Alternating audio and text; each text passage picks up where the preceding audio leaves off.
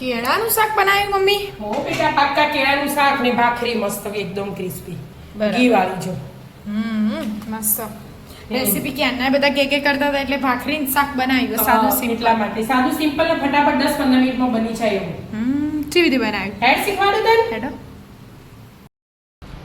એનું આપણે અહીંયા સુરતમાં બહુ વરસાદ પડ્યો ને એટલે બધું શાક મોંઘું થઈ ગયું અને બધું શાક મળતું નહીં. એવું? એટલે હું આજ શાક ભાખરી બનાવું પણ ફટાફટ બની જાય ને એવું શાક ભાખરી બનાવું, કેળાનું શાક અને ભાખરી.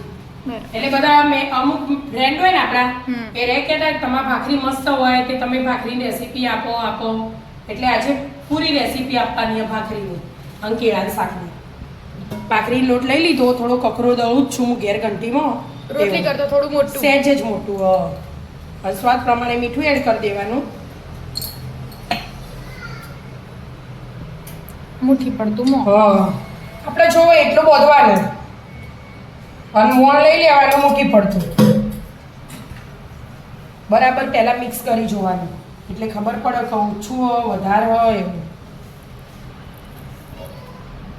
આ પાટલી ભાખરી ચાલી રહે એટલા માટે આટલું મોણ ચાલી રહે. અને લોટ બોધવાનો એકદમ કડક, ઢીલો નહીં બોધવાનો. મસ્ત કડક ભાખરી કરવી હોય ને તમારે એકદમ બિસ્કિટ જેવી તો થઈ ગયું ને મોણ. અને થોડું થોડું પાણી એડ કરવાનું અને બાંધવાનું, ઢીલો નહીં થઈ જાય એનું ધ્યાન રાખીને. બહુ કાઠો રાખવાનો. બહુ કાઠું રાખવાનું. થોડી વણતા વાર થાય પણ ભાખરી ખાવાની આવા મજા એકદમ મસ્ત. બિસ્કિટ જેવી થઈ જાય મસ્ત કડક. ઠંડી પડી હોય ને તો એ હારી ભાવ.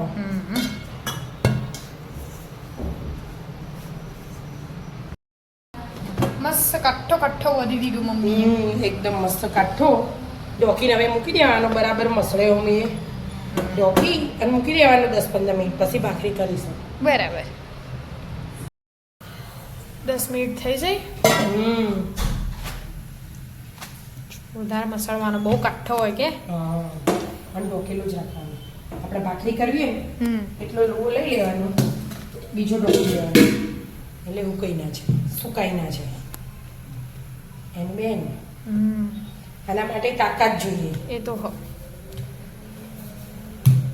મેં નાની છોકરીઓ ને મારા જે આવું ના બંધ થાય. વણવામાં કેટલી તાકાત જોવા અને બહુ કાઠો હોય ને તારા આવી ભાખરી ફાટે, ઢીલો હોય ને તો ના ફાટે આવી રીતે. અને ફાટે ને તો જ કડક થાય અને લાગાય સ્વાદમાં મસ્ત. બધા માટીની તવીમાં કરીએ. અમે નાના હતા તો માટીની તવીમાં કરતા હતા, અત્યારે આ તવીમાં કરી દઈએ. જાડી પટલી તો આપણે ગમે ને એવી બનાવી દેવાની. અને આમાં કોણા પાડીને શેકો ને તો મસ્ત પીઝા ભાખરી બનાવીએ ને એવી બની જાય.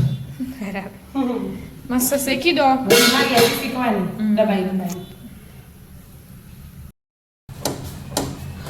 કપડાથી શેકો ને તો મસ્ત બેઠી શેકાય.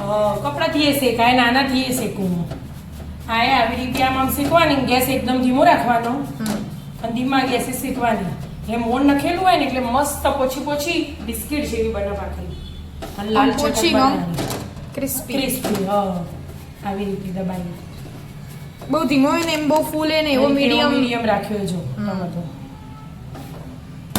જો હાલ મૂકી દે હવે ખાસી લાલ મસ્ત. હવે વચ્ચે થોડી વચ્ચે તો ચડી જ જાય. અમે તમે સાઈડ નું સેટ કરવાનું.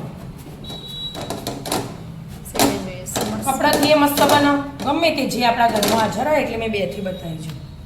અને હવે ઘી લગાવી દેવાનું. મસ્ત ક્રિસ્પી ભાખરી બનાવી દો.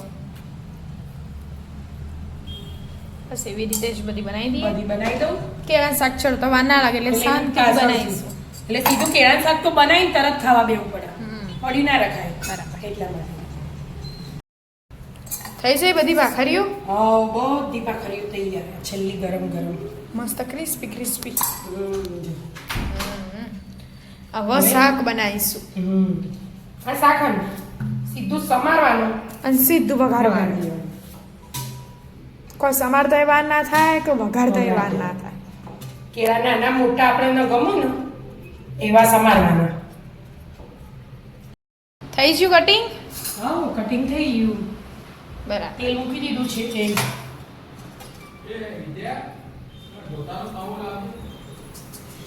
રહી લઈ લીધી મેં.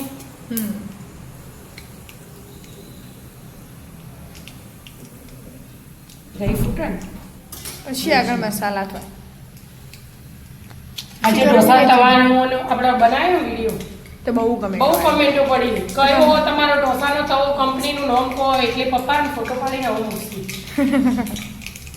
એટલા માટે જીરું એડ કરી દીધું, હિંગ એડ કરી દીધી, લીલા મરચાં લઈ લેવાના. કેળા શાકમાં લીલા મરચાં બહુ મસ્ત લાગે. મસ્ત લાગે. કેળા એડ અને કાચા કેળા લેવાના, એકદમ કાચા નહીં લેવાના. ગળા ગળા મસ્ત લાગે. હા અને મરચાં તો થોડા હોય એટલે ફટ લઈને ચડી જ જાય અને બહુ હલાવવા નહીં નહીતર ભાગી છે. એટલે સ્વાદ પ્રમાણે મીઠું આમાં એક જગ્યાએ ના નખાય, બધી બાજુ નાખવું ફરતો નાખવું પડે. મરચું લીલા નાખ્યા એટલે લાલ સ્વાદ પ્રમાણે નાખવાનું. થોડી હળદર. ધાણા જીરું આપણે પાછળથી નાખીશું, પહેલાં બધું મિક્સ કરી દઉં એટલે મીઠું બધું અડી જાય તેલ આવે એટલા માટે. મસાલા તો મસ્ત મિક્સ થઈ ગયા. હા હવે થોડું ધાણા જીરું એડ કરી દેવાનું. કેળાના શાકમાં તેલ ઓછું લેવું પડે, નહીંતર પાકા કેળા હોય ને એટલે બધું તેલ બહાર આવી જાય. કાચા કેળા હોય ને તો બધું તેલ પી જાય. એવું હા અને આ આપણે આવી રીતે ના નાખવું હોય ને તો મરચાં ચડતા હોય ને એટલે મરચું, મીઠું, હળદર, ધાણા જીરું 4 વાટકી ભેગું કાઢી દેવાનું, પાણી એડ કરીને પછી નાખી દેવાનું. પણ એનો સ્વાદ અલગ આવે ને આવી રીતે બનાવો ને એકલા તેલમાં એનો સ્વાદ અલગ આવે એટલા માટે. અને આ ધાણા જીરું અને આ મરી પાવડર એકદમ ઝીણું વાટેલો મરી પાવડર, સિક્રેટ મસાલો કહેવાય મરી મરી પાવડર થી એકદમ મસ્ત સ્વાદ આવે, એકદમ અલગ જ ટેસ્ટ આવે. એટલે આમ પૂરા ઉછાળીએ ને આપણે તો એ ચાલે એમ. એટલે હલાવ તો પેલું ભાગી ભાગી ના જાય એટલા માટે આપણને જમ ફાવવાની બનાવવાનું પણ બહુ હલાય નહીં કરવાનું. બહુ મિક્સ કરવાનું નહીં કરવાનું. હવે હું ધાણા એડ કરી દઉં આથી. ધોઈને તૈયાર કરી દેવાના, પાણીવાળા નહીં લેવાના, કોરા હોય ને એવા જ લેવાના. એટલે મસ્ત મજાનું કેળાનું શાક અને ભાખરી તૈયાર.